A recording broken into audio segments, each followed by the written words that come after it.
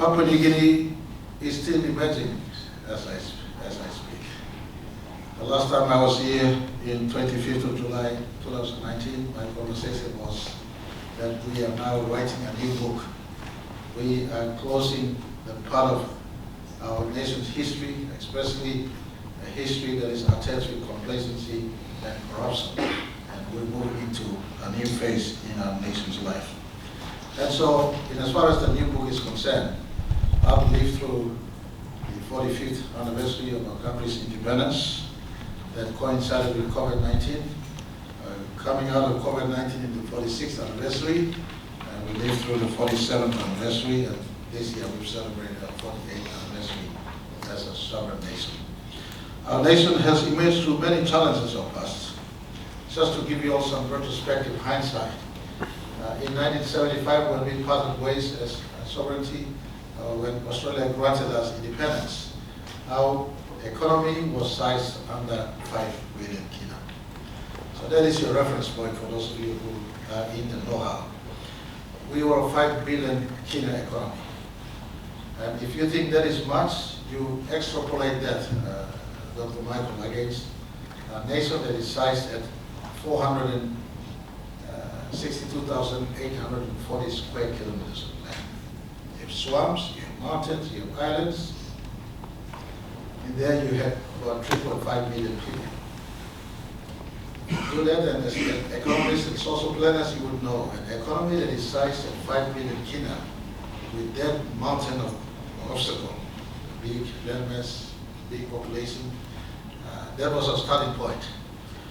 And if you throw into the fray the continuous changes of government we had from 1975 up to 2002, the economy at 5 billion kina in 1975 progressed to an economy of 17 billion kina in 2002. So for 27 years, we only shifted the pendulum on the economic growth by just about 12 billion kina. 12 billion kina. At the same time, population was growing much faster. And for those of you economists, I'm not an economist, but you know the basic formula of success in an economy. Population growth must be below economic growth. Economic growth must be north, and population growth must be south, in as far as the formula is concerned.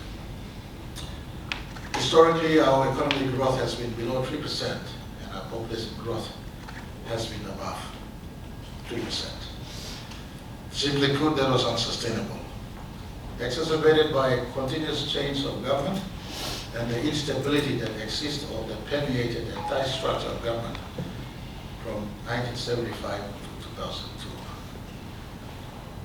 If you want me to run through how PNG came in the first 27 years, we had general elections. 1977, after Gulf Whitlam were able to give us self-government, December 1st, 1973. 75, September 16, we became independent. 77, first general elections. 1980, first successful vote of no confidence. 1982, general elections. 1985, vote of no confidence. Successful change of government. 1987, general elections.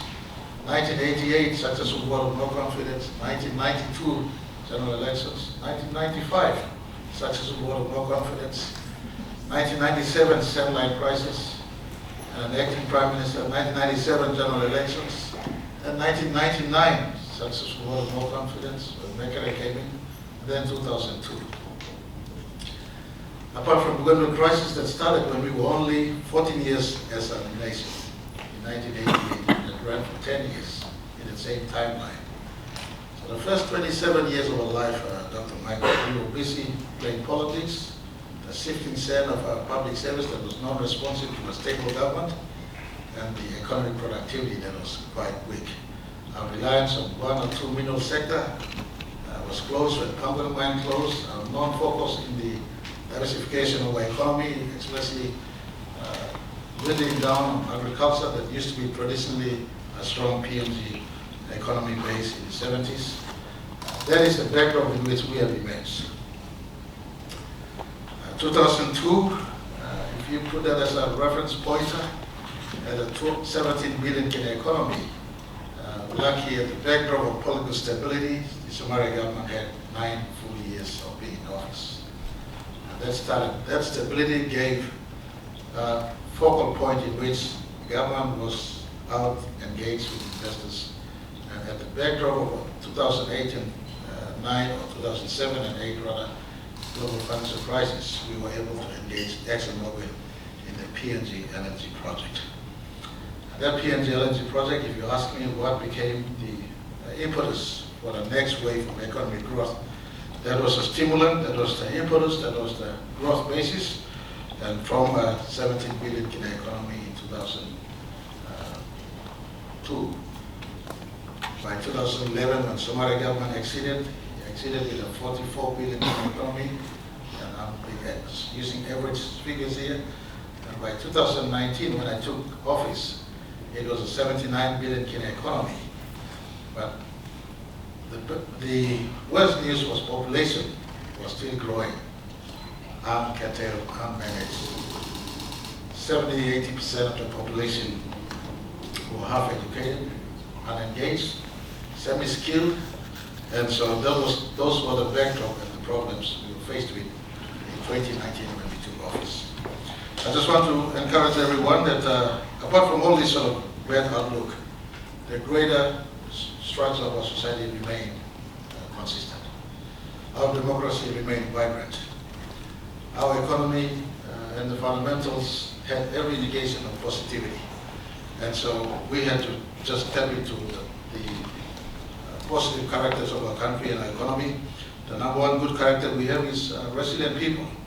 Our people intrinsically are friendly, culturally they are hospitable, welcoming, they're Christians, and in the midst of a diversity we find a common ground, things like rugby league and the good side of life. The good people combined with the independent functionality of our judiciary remain a big cornerstone of our economy. So judiciary remains very independent. Our politics is robustly democratic. Government come and government can go, but the main fixture of how our democracy prevails is maintained. Never at one time have our country fallen to the rule of gun or rule of one big man. We continue to have, even those transitions were taking place, they were taking place within the state of democratic provisions of our country's constitution. So the big upside pluses of our national character remain fixed: preservation of our democracy, vibrant, free market economy, and society that was very Christian and Melanesian, tolerant to the difference of opinion and worldviews. So we remain fixed. When I arrived in 2019, I came here. If you forget about everything else that I speak, I know, Lowy, you have a good registry of all speeches spoken here, so you can easily pick from your file. If you pick from your file, you would have heard from what we want to do as a government. And you go through them, you have it on record. Just go through them and see whether we've ticked off ICAC. See whether we struck a better deal from our projects that I commit to negotiate. See whether we're having a foreign policy outlook that relates well with our compromising our core values and our core principles and our core relationships. In my address here at Lowy on the 25th of July 2019, I just said exactly what we will step out to do. Today, as I speak on, ICAC has been established. Remember, the first time ICAC was mooted in my country was in the mid-80s. 7 prime ministers before me never delivered ICAC. I almost lost government at the back of passing the ICAC bill in 2020. But right after passing ICAC, 1/10 of my cabinet and fellow politicians decided to move on the other side. But by God's grace, government was restored and we're still here. ICAC's delivered. Our focus to ensure that 80% of the public services in rural PNG and 20% is in the central government is a restructure that is going on. Our focus to increase public service efficiency has been worked upon. Few key people are appointed based on merit, just to name one or two. For instance, a non-taxman, but a strong ethical lawyer, like Sam Cohen, was brought from outside, placed in our internal revenue. Today, 4 years on, he's collecting double the size of tax collection with no increase to tax, except we reduce tax. For those who earn under 20,000, they don't pay tax anymore in terms of personal income tax. With no additional increase on tax, we have increased collection twice the size on what we were collecting before 2019. So I committed to increasing efficiency. It's still a burden, a long way to go, but we've started the journey, and some life changing that is shown in our public service. And I sit here with my Chief Secretary. He's a testament to someone brought from outside to come into the public service also. We also looked at ensuring that our budget is structured, and to carry the economy in tough times. We structured budget, although we had strong deficit around the time we took over as a government. Most of you know, in 2019, I inherited an economy was in decline. And I speak as former finance minister. You exactly what the state of economy in 2018 and 19 was. On record 2018, 3% growth rate. We took over the economy in 2019. We restructured, but we sent straight into COVID-19. That saw us increasing our deficit by 8 to 9% in 2020, so that we keep our heads above water. Who else did it? Australia did. All economies did. All countries did. They restructured their budgets as a result of COVID-19 shutdown. We did, but as soon as we hit the highest deficit in 2020, we want a fiscal consolidation to come back to balanced budget at the very earliest. We hope to hit balanced budget by 2027. And my treasurer is quite aggressive. I am not aggressive, but we inclined to move towards eliminating or bringing down our debt to a sustainable level in the time we hit the 2030s. And that's a work in progress for us. So we knew we had to use our budget to ensure we have sufficient liquidity in the economy. The last 4 budgets we've delivered over 101 billion kina, spending from 2019 supplementary right to 2023 supplementary. That is what we did. We're using a budget to ensure we try our very best to spread the love as far as government can to all sectors and all parts of our country. Our flagship Connect PNG program tries to unravel our economic potentials in all parts of our country. When Australia granted us independence in 1975, there were only 2 or 3 highways that was possible. We're working to open up that 462,840 square kilometers of land with key enabling infrastructures. Thankfully, Australian government is still with us. They're supporting us with budget support, as well as soft concession landings to key infrastructures, ports, and roads, to name 2 important ones. I want to also indicate that we're working to reconstruct our foreign relationships without compromising our own key values. We relate to all, at no compromise to our values and who is who in the space of the individual pathways in our bilateral relations are concerned. And we also have other potentials that has not been harnessed before. Example, the green economy space. Today, when I addressed the Mining and Petroleum Conference, I said everyone is welcome to operate in Papua New Guinea. We still a green economy. And someone may ask, what do I mean by this? It's a simple reflection that our economy, as our country rather, has a greater propensity for carbon sink than what we are producing right now. Someone asked me at a conference, and someone also asked me in Dubai at the margins of COP28, what is your commitment to the climate change? And I said, Papua New Guinea is carbon negative, not carbon neutral. We are a carbon negative country. Our carbon sink propensity is over 100 million metric tons. Carbon emissions from Papua New Guinea industry, Papua New Guinea people is around 10 million metric tons. So all who operate in the economy will have a green identity, green label, that they are operating in a green country. And this is something that we are trying to promote in a big way. Some of you would have seen my work with President Macron on the step up on our forestry conservation, forestry protection, our forestation program, and sustainable use of our forest resources, so that we maintain our green labeling as a country going forward in a world that is conscious of the climate change effect and the mitigations that is running all over the place. Those have been work we've been trying to do. Just pick a copy of my speech in 2019, and I want you all to give me an assessment, an honest assessment. I will not tell you, go through all of this and everything we have done, but some of the major focus of what we want to do, we've started. My conversation on getting back better from natural resources. Someone thought I would be chasing our investors. But in the same 4 years, we attracted Newmont, for instance, the biggest gold mining company in the world, came into PNG. Newmont. Australia's own Telstra, the #1 company, came into PNG. We were able to successfully conclude the Santos takeover of oil sets in PNG. We were able to allow for PNG government and Barrick, the second biggest gold company, to renegotiate better terms from a zero equity ownership by national government. Now national government has 36% equity in the new program. Our landowners have 15% equity in the new program. And the total ownership structure of the new program is 51% in favor of Papua New Guinea beneficiaries, 49% to our investors. They've read me clearly. I tell them, you don't lose any, lose a return on investment.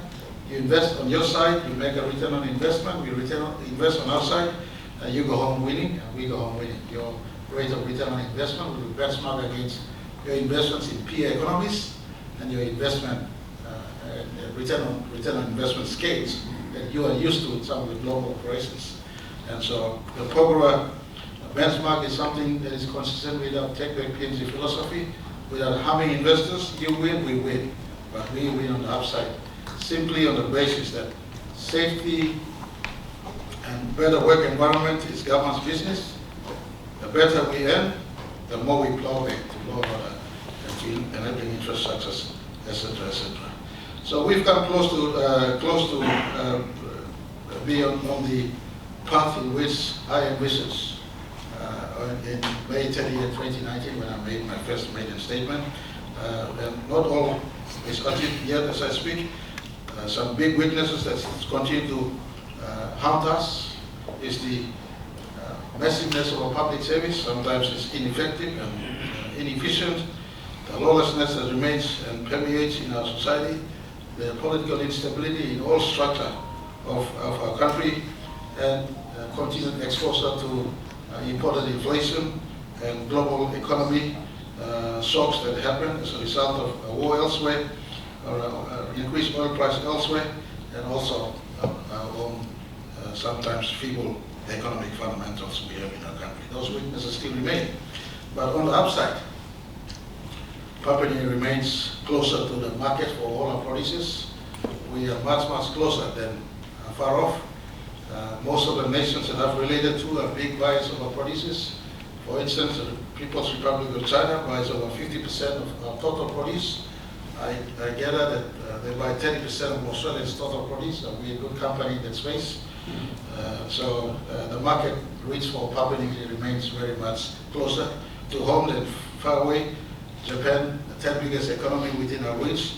South Korea within our reach. Indonesia within our reach. India has come on board lately. I'm working in the Indian space to ensure we have a readily available supplement or complementary market for our produce in case some of our market elsewhere is not, we have a problem elsewhere. India has stepped up big as an alternate market for our produce. And of course, we're encouraging USA and Australia. We're not just security conscious. As we discuss security, bring your investments into Papua New Guinea, especially investments as we focus on a downstream processed, diversified economy.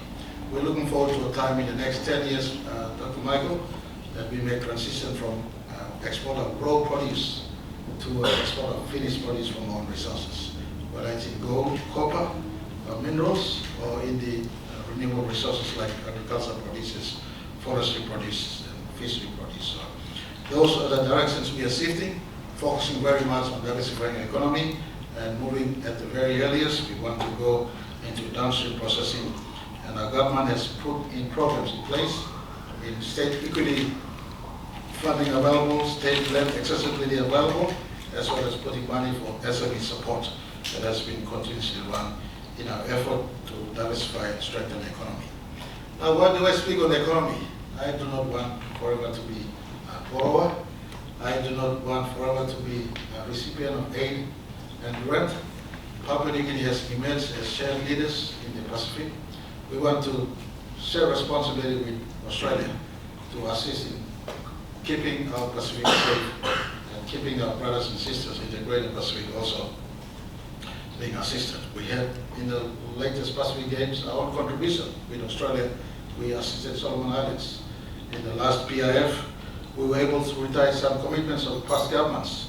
We gave some little money to Cook Island, to Tonga for the disaster, and to also one or two other nations. That is our shared responsibility with Australia to ensure Pacific remains free, Pacific remains a fair place, and we keep a pristine lifestyle for not just ourselves, but more importantly, our children to come after. And so I want to say to each and every one of you here in Lowy, thank you for giving us an opportunity. You have to look into our statistics. If in the first 44 years, the 7 predecessors before me worked to grow our economy from at the macroeconomy speaking, from a 5 billion Guinea economy to a 79 billion Guinea economy. It's not James Marape speaking, but World Bank, IMF, everyone says that by next year, this time, we'll be 120 billion Guinea economy. And that's a 50% double down in just 4 years, 5 years. That's at the macro scale. In the next 10 years, I'll be lighting 6 projects. They're all in almost mature stage. Pogra is restarting. We've retired all statutory obligations. Pogra is restarting, and Barrick, as our operator, will be announcing the time in which it will be restarting this afternoon, if not tomorrow. Wafi Global project is a couple of processes away. We have delivered what is called a mine development contract and SML back-to-back for Pogra. I have here with me the Vice Minister, the Honorable Jim Maladina, who assists me in the state negotiations. We are MPC and SML away from Wafi Global project, which is a $5 to $6 billion investment project. We've already sequenced Papua LNG FID, final investment diesel, with Penang LNG FID back-to-back. There'll be about 5, 6, 7 years of construction, both Papua and Penang. ExxonMobil tells me there's a bigger gas find. They're drilling the deepest drill in what is called the Eastern Papuan Fault Belt. If those of you know the map of Papua New Guinea, if you know Kerama Town, a little bit northwest of Kerama Town. They'll be spotting 5 kilometers of well into hitting what is called Toro or sand basins below. I'm not a geologist, but they say something something that goes like that. To establish whether it's a 30 TCF or a 13, 15 TCF or a 1 TCF of gas. The seismic reveals some find in that space. Now if that is established, we will be sequencing oil and gas for the next 10 to 15 years in terms of construction. PNG will be a gas producing nation for the next 40 years to 50 years. And we bring our oil and our gold and copper projects into the picture. We have about 5, 6 exciting projects. Never before in our country's history, you have simultaneous projects running in 10 years in a row. The next 10 years will be projects after projects after projects. That should see me hit by 2029, my focus on a 200 billion Guinea economy by 2029, and our country should be on its way to be a growth economy in the 2030s. I look forward to your continuous assessment in how we do business out there. I'm not here to buy your support. I value constructive criticisms, especially when criticisms come with alternates to point us in the right road. No one is all-knowing. Any help from any Australian institutions is welcomed, especially from Lowy with a ton of credibility behind you and a heap of experience. Everything we say and do in your fair assessment, if you feel something else needs to be done, we look forward to consider recommendation from yourself. But I just want to conclude, in tough times, we have steadied the ship. We have structured our public service. We have put up corruption-fighting institutions. The assistance Australian government is giving us lately is to come into the space of making sure we have more judges, training more police, infusing police, especially into mid-management level, with the independence to ensure we prosecute cases that are outstanding for some time. This is all work in progress to improve the law and order space. I see work in the law and order space from an economic spectrum. For there is no point in increasing the size of the economy if the economy is to be ransacked by lawlessness, including white-collar crimes. And so we work in that space to protect the gains from the economy And Australia is partnering us lately now in a big way in the law and order space and in the internal security. I'm working with USA in the external security. Two differences. Internal security, we're working with Australia, and external security, we're working with USA. And Australians here, taxpayers, don't feel that your taxpaying money is wasted. You owe 5,000 Australian companies who do business in Papua New Guinea. But more than this, you might have canoes coming down seeking refuge in Australia if PNG is a failed state. And so we're working to ensure PNG is not a failed state. We are a proud nation, we are resilient people, we have our own ups and downs. But please journey with me. I may not be Prime Minister 10 years from today, but the path we got laid is a path to economic independence, economic self-reliance, a prosperous nation. And at the end of the road, we stand to assist Australia carry the load in our part of the world as we need to get out to face an Asian century that faces us. Thank you very much. God bless.